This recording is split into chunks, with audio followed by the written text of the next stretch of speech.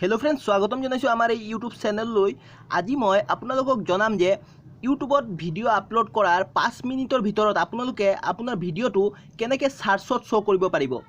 তো আপোনালোকে যদি নাজানে এইটো কথা তেনেহলে ভিডিওটো প্ৰথমৰ পৰা শেষ পৰ্যন্ত চাই থাকক।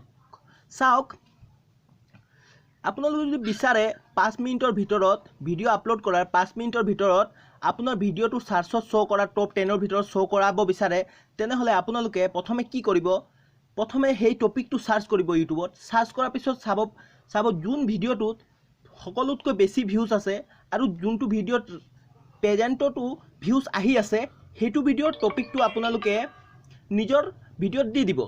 দিয়াৰ পিছত আপোনাৰ 20টা মানে একাউণ্ট ক্ৰিয়েট কৰি ল'ব। নিউ ইউটিউব চেনেলৰ 20টা একাউণ্ট ক্ৰিয়েট কৰি ল'ব। ক্ৰিয়েট কৰাৰ পিছত ভিডিওটো আপলোড কৰিলেতো আপলোড কৰাৰ লগে লগে আপোনালোকে সেই একাউণ্টকেইটা অন কৰি 20টা লাইক আৰু 20 বাৰ ৱাচ কৰি দিব। ৱাচ কৰাৰ পিছত বা কমেণ্ট কৰিব পাৰিব। ৱাচ কৰাৰ পিছত আপোনালোকে চাব পাৰিব, সাৰ্চ কৰিব টপিকটো, আপোনাৰ ভিডিওটো টপ 10ৰ ভিতৰত ক'তো ন ক'তো শ্ব' কৰিবই।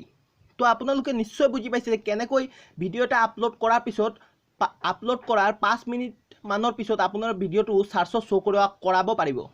তো আজিলৈ মানে আকৌ লগ পাম এটা নতুন ভিডিঅ'লৈ, তেতিয়ালৈ বাই।